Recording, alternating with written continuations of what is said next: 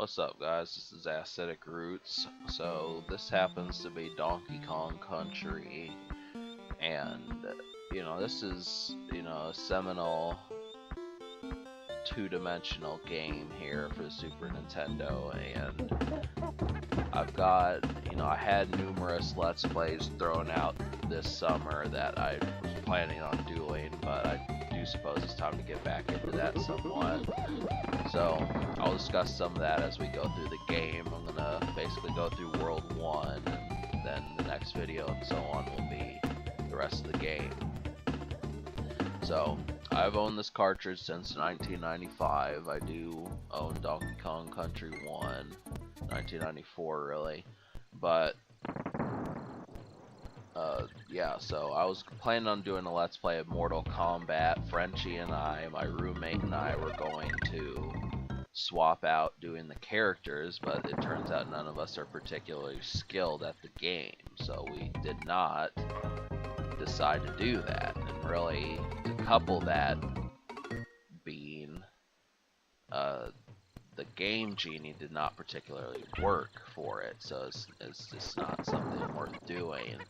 And the final fight is kind of tricky because there's no code to get to stage 5, so you basically have to beat the game in one sitting, which becomes like a 40-minute endeavor, something like that, and just to get to one stage and then have the codes not work on the Game Genie just isn't worthwhile. So both of my summer LPs kind of flubbed, and the next one that I'm going to do is Doom, so I'm trying to decide how I'm going to do Doom at the same time as this game, because the thing is, this cartridge, like I said, is 23 years old, and the battery backup function has kind of started to die.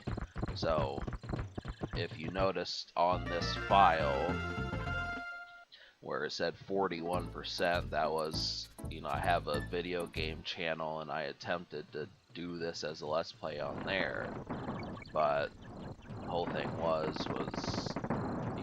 a lot of my old previous, including the one where I first beat the game, have been long since deleted.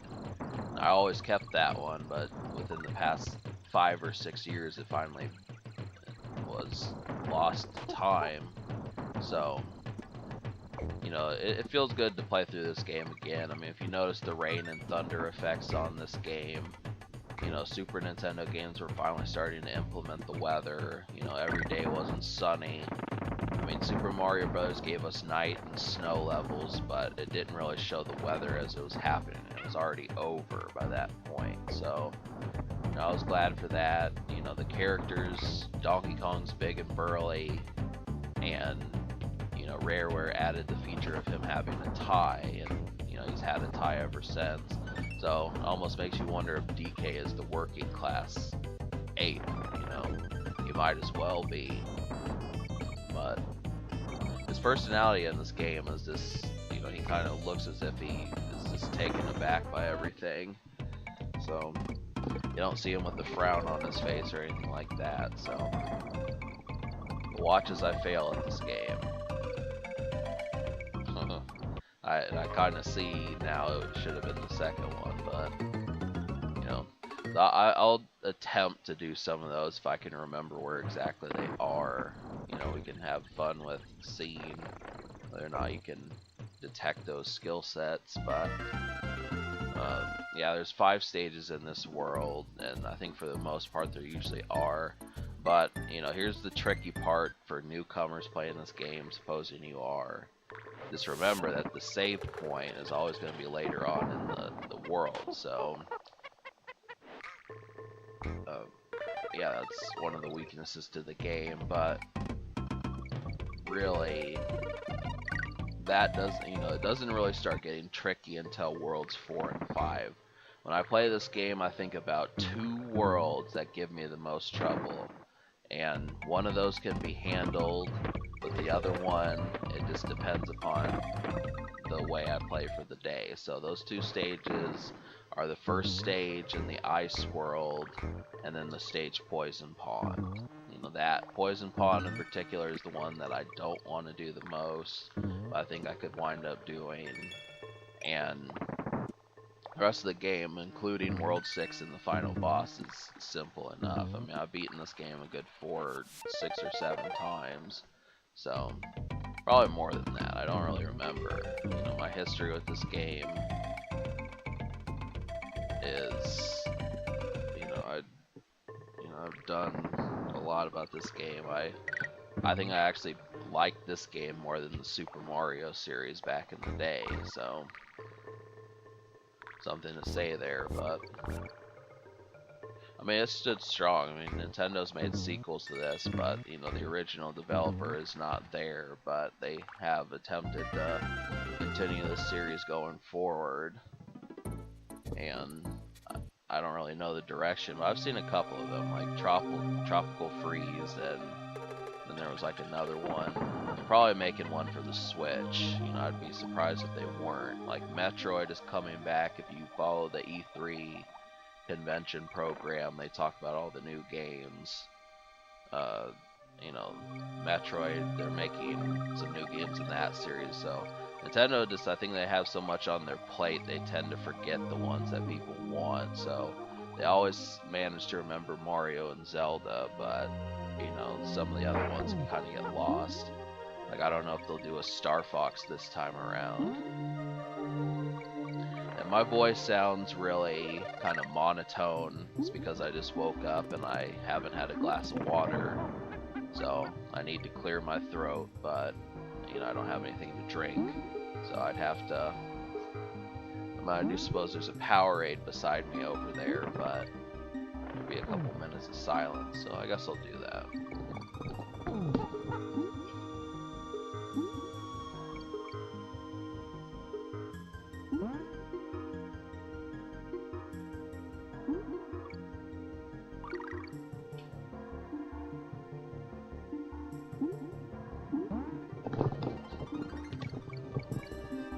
Yeah, so these are the animal buddies.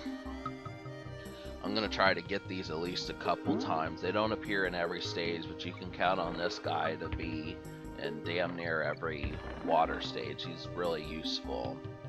He can take out just about any enemy. These octopus dudes, probably not, but most of the other ones you're gonna be able to. You're actually gonna learn these guys' names. You know, there were times when I knew more of their names than others, but you can learn every single one when you beat the game. I like Funky Kong. He's a funny dude. His way of talking was pretty slick for 94, 95. So he was kind of the cool cat of the group. Of course, you know, all you needed back then was sunglasses, but still. You know, here's a stage that, you know, has Donkey Kong elements that are new, and that's the barrels. You know, you have to have good aim in this one. There's actually a stage, and this is one of the stages. The Ice World does this too, but the problem with it is, I'm trying to get up there, but it's hard. The Ice World has stages that have these barrels, but the snow makes it really hard to see what you're doing. So it's tricky, but if you can do it, it's, you know, prove something. But I know there's like a divisive line amongst gamers where some people say that they were playing games like this, you know, back when this came out, and other people say, well, I was playing Final Fantasy III, playing, you know, Secret of Mana and some of these type games, but I'm losing what I'm trying to say. Yeah, I mean,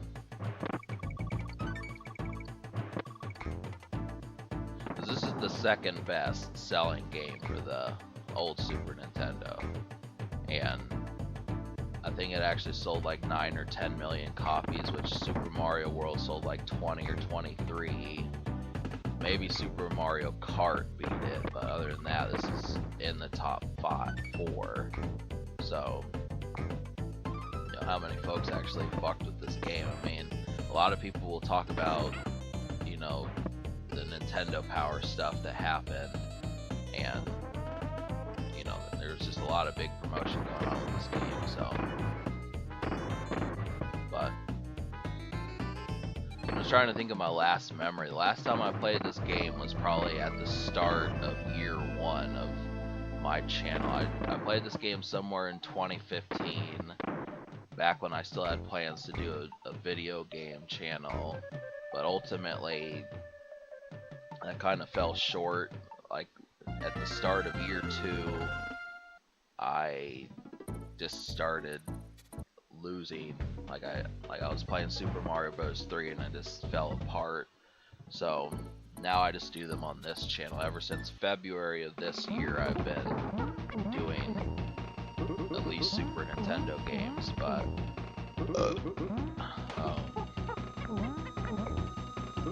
I don't know if I have enough time to tell this story, but yeah, so there's gonna be more of these. Like I had plans to do F-Zero and that sort of stuff, but you know, the biggest thing is just me being able to beat the games, you know. Alright, subscribe for more fun.